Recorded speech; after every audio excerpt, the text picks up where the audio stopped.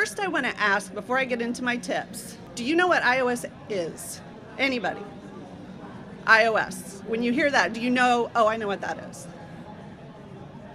Kind of? Okay.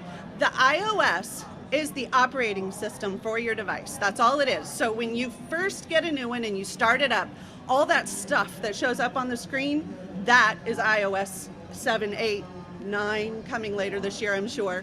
So that's what people mean when they say, what iOS are you running? It's what is that current operating system?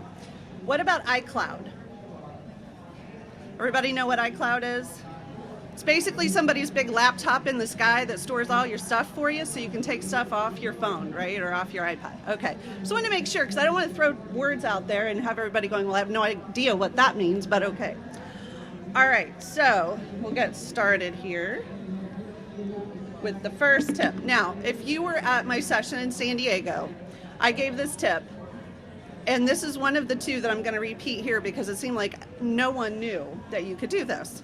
So how many times are you on a website, reading a book in iBooks or in your email, messages, whatever, and you've scrolled down and you've scrolled down, and now what do you have to do to get back to the top?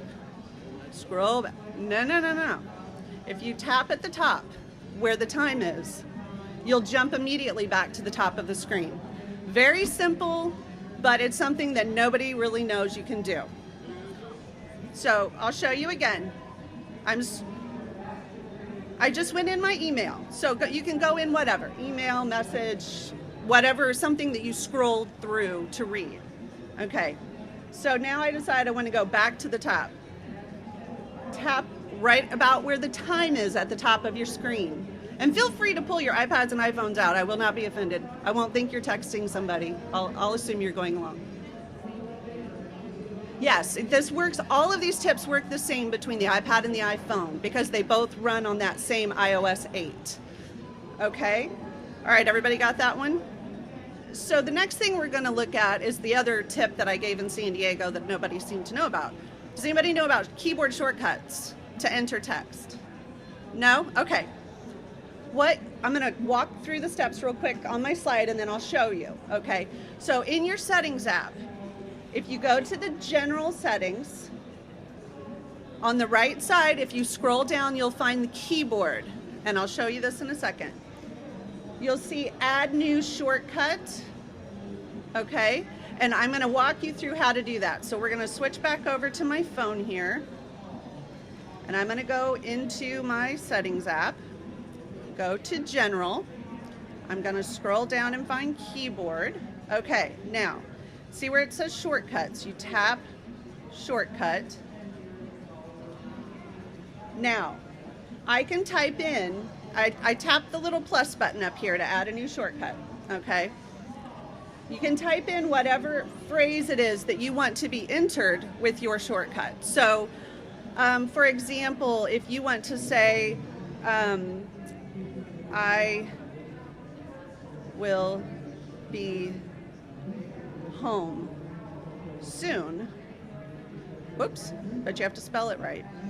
Your shortcut can be whatever you want. So, but you want it to be something you don't normally type. So a lot of times what I do is I make an acronym out of what I'm typing. So I would put, I will be. That's what I'm going to type if I want that phrase to be entered. So if I save that, I can now go into any app that I can type in. So I'm going to go into messages and I'm going to type Now, you can see in my predictive text line right above my keyboard, that phrase just popped up. All I have to do is tap it. You can do that with email addresses. That's where I use it the most. I have a shortcut for my email address, so I don't have to type the dang thing out every single time that I'm, sending it to somebody or, whenever you would need to send your email address in a message or in some kind of a document. So if you're on your iPad or your iPhone, set it up as a shortcut. I type the first 4 letters of mine, which is not a word at all, so that I'm not accidentally bringing it up, at other times, and I don't have to type the whole thing in. So that is how, here, I'll tell Eric I'm going to be home soon. That's how that shortcut works. Everybody got that one? Good? Okay, we'll move on to the next one. Okay, making text easier to read. Does everybody know that you can adjust the size of the text on your iPad and your iPhone? Did you know that was a setting? No. Okay. In your settings app, and you should explore the settings app. You can't mess anything up. Okay, you should explore it. You should try different settings and give yourself an opportunity to kind of customize your phone or your iPad to work the way you want to. So what we do is we're going to go into the settings app. So I tapped my settings icon. Now I'm going to back up using the little links in the upper left corner to get back to where I need to be in the main part of my settings. Again, this one is in display and brightness. When you tap that, down at the bottom you should see text size. Now this is if you're running iOS 8, remember, okay?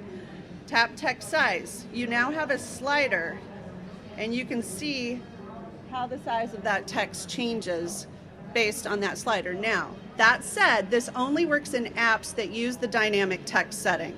So it might not work in a third-party app that you have loaded, but it should work in most of your apps that come with iOS 8, okay? So that's all there is to that. You can also, if you go back to the display and brightness settings, right below that says bold text. I'm not going to do it because I don't really want to restart my iPhone at this moment. It would be not a good time, but if you switch to bold text, that will also make your text thicker and darker and easier to read, okay?